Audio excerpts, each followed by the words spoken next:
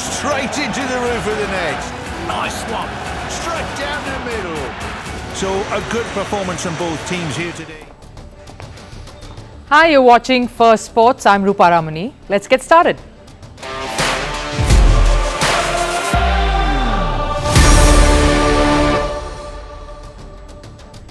Now, they say you should always do more of what you like. But does that apply to everything really? Does that apply to watching a sport? How much can you consume a sport?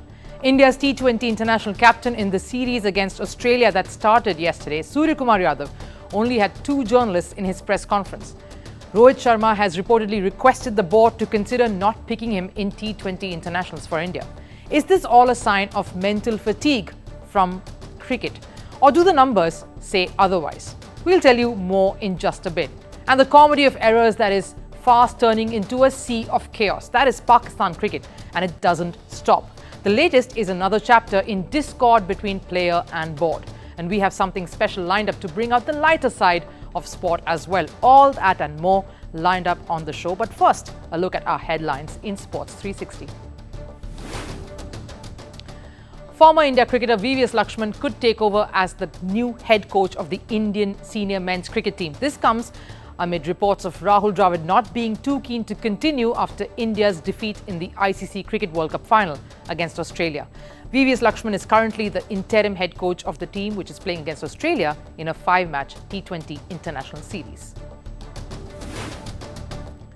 India secured a thrilling 2-wicket win over Australia in the first of those T20 internationals. Skipper Suryakumar Yadav led from the front, scoring 80 of 42 balls, chasing a 209-run target.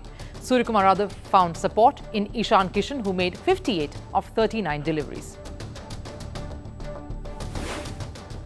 On to tennis. World number 1 Novak Djokovic leads Serbia into the Davis Cup semi-final in Malaga. He will face a third showdown with world number 4 Yannick Sinner in less than just 2 weeks.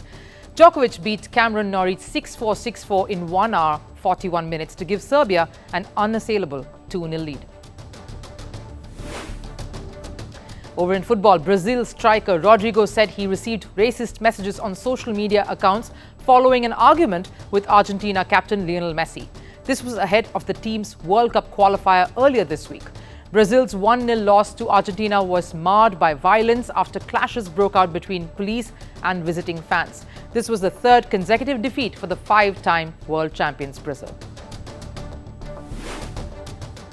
And Argentina forward Angel Di Maria has announced his retirement from international football following next year's Copa America. Di Maria has made 136 appearances for world champions Argentina since his debut in 2008, playing in 4 World Cups and scoring in the 2022 final win over France. He will take part in his 6th Copa America at the 2024 tournament in the United States, where Argentina will bid to successfully defend their continental title.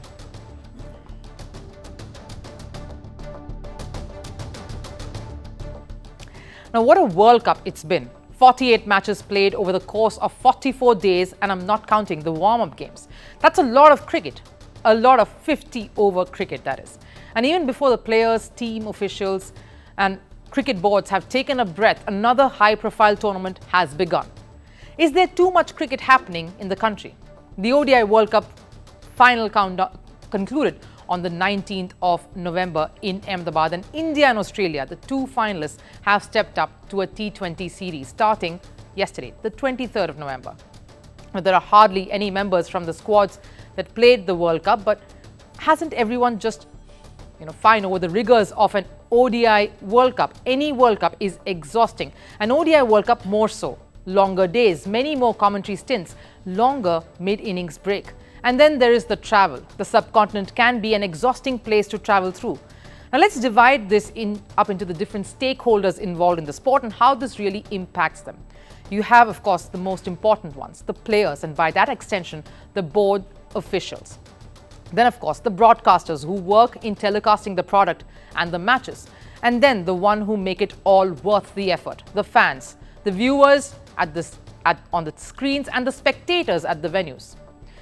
Let's look at the players first. As far as India is concerned, there's just one player from the World Cup squad who's involved in this series, and that's Ishan Kishan, who only played the first game in the World Cup. India actually boasts of a bench strength that can be slotted into 3 separate national teams. That's how India managed to have competent sides being fielded during both the build-up to the World Cup with a series against Australia, as well as the Asian Games in Hangzhou, China.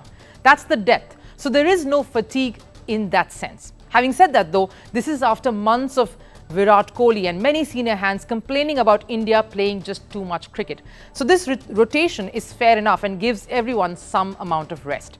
But who that impacts is the broadcasters, which brings me to the second stakeholder. They always want to get the big stars to get the viewerships and the spectators thronging the venues. But is there any fatigue there? Possibly with the journalists covering the sport. The fact that an Indian captain taking on world champions Australia in a T20 series only sees 2 journalists at the press conference before that series says something. So yes, maybe there are folks who are just holding their heads up and saying, here we go again, but definitely not the broadcasters. There are different broadcasters engaged in the World Cup and this particular series. So for the ones working on the India-Australia T20 series, it's a fresh series and they didn't work on the World Cup, so the energy and the enthusiasm is sky high. Which brings me to the fans, the biggest parameter of any indication of fatigue. To get there, let's first take a look at the cities that are hosting this particular series between India and Australia. Most of these cities are Tier 2 venues when it comes to cricket matches. The stadium capacity we have Visakhapatnam, Thiruvananthapuram, Guwahati, Raipur, and of course Bengaluru, which is the one city that also was part of the World Cup tournament. Now, the stadium capacity at Vizag, for example, that witnessed the first T20 match last evening is 27,200. And the total attendance at the stadium was 27,200. It was a full house. The crowds watched Surya Kumar Yadav lead his team to a win and a 1-0 lead. Where is the fatigue? Let's not forget, a lot of these fans may have missed seeing their favourites in action at the World Cup. Many wouldn't have been able to travel and cheer on a team that was one of the best in the tournament. So for a lot of them, this is the closest they would get to watch the men in blue in action live in front of them. Add to that, it's a T20 game, so all the more enthusiasm and interest to get involved. It's shorter, it's quicker, it's that much more entertaining. Which brings me to the next point. The World Cup alone shattered all record of viewership from home and at venues. If you go by just the venues alone, 1.25 million spectators watched the entire World Cup across all the 10 stadiums. That's massive. This shattered the previous record, which was held back in 2015, where just a little over a million watched the World Cup. And then, of course, in third position in 2019, those numbers, a little over 70,000. Now, if we go by television viewership numbers, broadcast reach of the final alone was 300 million. Peak concurrency on TV screens for the final was 131 million. And the broadcast reach for the whole tournament was a staggering 520 million. Those are huge numbers. What seems to be an overdose of cricket is also being balanced out by some other ventures and sporting disciplines that is taking place in India simultaneously. For example, Indian national football team took on Qatar in India's Bhubaneswar. It was a FIFA 2026 World Cup qualifying game. Qatar are way more efficient and a much higher ranked opponent compared to India. Yet, the Kalinga complex in Odisha was packed. 11,389 in a capacity stadium of around 12,000 to watch India fight against Qatar. To give credit, even though India lost eventually, they played some scintillating football. And fans who were cheering on the Blue Tigers stayed till the very end to see the match, till the very last minute, even as they were losing. And it's getting global attention. Just recently, legendary manager and now, of course, FIFA's global development chief, Arsene Wenger, visited India to launch the very first FIFA Talent Academy in Bhubaneswar, Odisha, to groom footballers for the future. So even though there is a section that might say that there is a lot of cricket and there is that fatigue setting in, numbers and facts don't lie.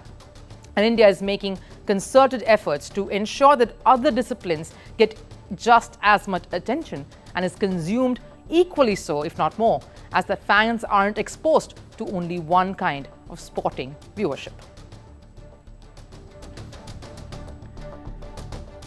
Now, as India continues to be stuck on the cricket overdose, spare a thought about our neighbours, Pakistan, that's drowning in the murky waters of boardroom chaos, struggling for control and stability.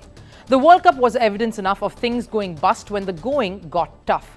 Once a powerful cricket empire now finds itself fraught with ugly spats. Right through the World Cup, Pakistani players and the board have been at loggerheads, and all that dirty linen has been washed in public repeatedly. The country has been stung by a series of cricket mishaps, and its reputation has been dragged through the mud. It started with Babar Azam not communicating with the Pakistan Cricket Board or the PCB. There was no communication between the two, as was alleged by many reports. The former cricketers lamenting on the poor run, especially the loss against India. Claims by Pakistani former captain Rashid Latif that the players have not been paid for 5 months. Accusations against PCB chief selector Inzamam ul Haq for conflict of interest. And all of that resulted in a complete change in personnel. Babar Azam stepped down from the position of captain of the team across all formats. Inzamam ul Haq resigned. The support staff, including the head coach Mickey Arthur, was fired. We have 2 new captains for the 3 formats in Shaheen Shah Afridi and Shan Masood, and brand new director of cricket in Mohammad Hafiz. But despite these efforts to clean up and start afresh, it doesn't seem to be really working. What's the latest in the list of its problems? In the lead up to the ICC T20 World Cup next year, Pakistan was supposed to play 3 T20 internationals against the Netherlands. It was scheduled to take place in May next year. Now, upon PCB's request, this white ball tour has been cancelled.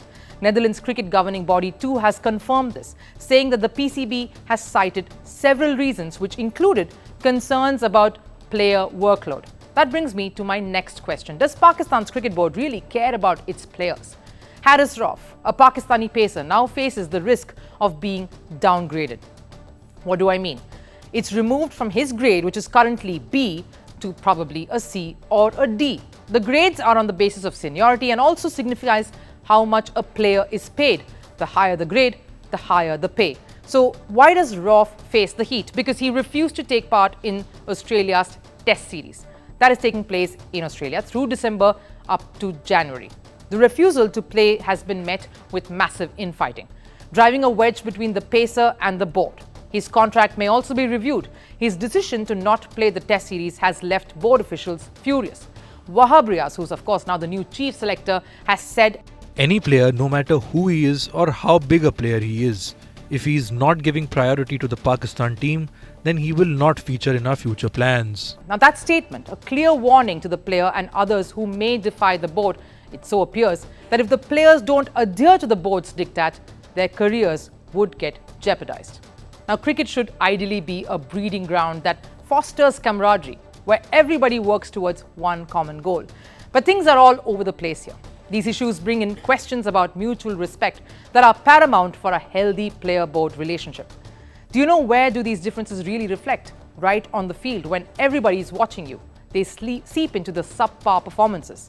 These issues are not just confined within the 4 walls, when players are grappling with off-field battles. The very essence of teamwork is compromised. Imagine your team captain stepping down, your teammates refusing to play with you. The cancellation of the Netherlands tour is just the tip of the iceberg. Look at the 2023 World Cup, for instance. It almost turned a prestigious cricket tournament into a battlefield of drama, blame game, and chaos. They say empty vessels make the loudest noise, and Pakistan's World Cup campaign was an example of that. Bizarre comments were aired on public, blaming ICC of India being favoured. Statements like separate white balls were being provided to only India's players, to Pakistanis not being given enough protein during the tournament. What followed was a troll fest. Pakistan's World Cup journey over the years has seen a lot of fluctuations. It has had moments of brilliance, but the broader picture shows a downward trajectory. The 2019 World Cup saw Pakistan give a flurry of stunning performances. They had narrowly lost out the semi-final spot to New Zealand despite finishing on equal points due to net run rate. But the larger point I'm making here is in 2019, the team showcased resilience in the face of challenges and odds. But fast forward to 2023, bitterness, strife, and discord seem to have overawed the team. It's a stark shift, one that is humiliating and threatening the country's cricketing pride. It has now deteriorated to a point where former World Cup winners like Ramiz Raja are discussing NASA preparing Cristiano Ronaldo's diet plan. That's how ridiculous it sounds.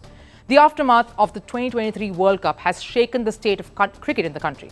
the team's future hinges on its cricket board, of setting the right precedents for the rest to follow. But restoring order seems like a daunting task at this point. Will the upcoming fixtures see a new and focused Pakistani squad, or will the troubled waters continue to engulf them?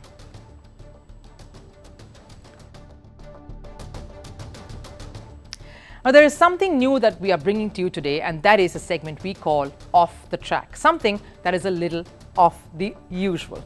The unusual sporty happenings from around the world. Now, whether you are a player or a spectator, gaming rituals are an important aspect, an important part of sports. For some, it could mean putting on their team's jersey and screaming till their lungs hurt and probably using it without getting it washed. But for others, it could be wearing mismatched socks. But for most Japanese people, there is a standard post-game ritual. After cheering and chanting at a stadium, they like to clean. This ritual gained popularity in 2018 and 2022, where after heated World Cup matches, Japanese spectators meticulously cleaned up their rows in the stadium. They did that at the Football World Cup in Qatar last year. And now Japan has taken this moral duty to the next level. This week, Japan held its first garbage-picking World Cup. Yes, you heard me right. Called the Spogami World Cup. No, I'm not trash talking here. It's named after a combination of sport and gomi, the Japanese word for trash. 21 countries participated. What exactly did they do at this World Cup, and who won? I know it sounds bizarre, but before you trash the idea, take a look.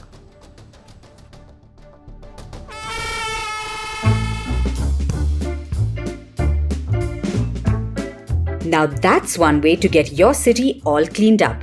Invite a bunch of people from across the world, get them to hunt for trash on your streets, and award them with a medal once they're done. If you're thinking along those lines, think again, because it seems Japan is ahead of the game. We'll tell you why. Usually, sports involves balls, baskets, or ropes and poles. The list seems endless. But have you witnessed a sport that requires large rubbish bags, protective gloves, and metal tongs? That's exactly what the world saw at the Spogomi World Cup. Spo in Spogomi stands for sports, and gomi simply means trash in Japanese. Yes, this is a litter-picking World Cup, the first of its kind. It was held in the Japanese capital of Tokyo this Wednesday, where 21 teams from across the world competed to spread a clear message that one must keep the environment clean and give back to the planet. The purpose of this event is to actually provide opportunities for people who become aware of the issue and want to take some actions. It's something that's very close to our heart, and especially living in Australia, it is such a beautiful place. And we also understand that everything we have, everything, our clothes, our buildings, comes from Mother Earth. And so we really have to protect her. And so it's a great opportunity to come to Japan to learn about the culture, but also in a wider spectrum. It's really important for us to all take responsibility to look after our planet. So the teams embarked on a grueling hunt around the bustling streets with one simple goal: to look for as much trash as possible. Each team was allocated an area of 5 square kilometers and given 90 minutes. But it didn't end with collecting trash. The teams also had to sort it into different categories to be recycled. Sometimes it was really hard because there wasn't really that much trash, but that's when we had to look a little bit deeper, like in the bushes, or just really focus on the cigarette butts on the floor. Points were rewarded based on the volume and type of rubbish collected, and small items like cigarette butts scored highly. Referees played an important role here. They had to closely monitor the teams to make sure no one raids garbage bins or takes trash from private property. And honestly, it looked quite fun, at least to the OCD freaks out there. After ace declutterer Marie Kondo, they have a new inspiration. The North will rise again. Wacky games call for wacky names, and that's the name of the team that came out on top. They collected nearly 60 kgs of trash and bagged the gold. As they say, one person's trash is another's treasure. We've taken so much away about how much we need to clean up our oceans and reduce litter. So for us, it's been a really good experience. All the teams collected about 550 kgs of waste in total. That's quite a load of crap, but in a good way. The next World Cup is scheduled to be held in 2025. and Japan hopes that by 2030, the World Cup would include 50 countries. As oddly fascinating as this is, you don't have to compete in an international competition to clean up. Take inspiration and do your part to keep the environment clean. After all, it's garbage can and not garbage can't. And now it's time for our parting shot called the last serve. Well, we all think of stand-up paddling as a relaxing holiday activity, but what would the course look like if it all turned into a world championship with contestants from as many as 52 nations paddling furiously towards the shore? Take a look.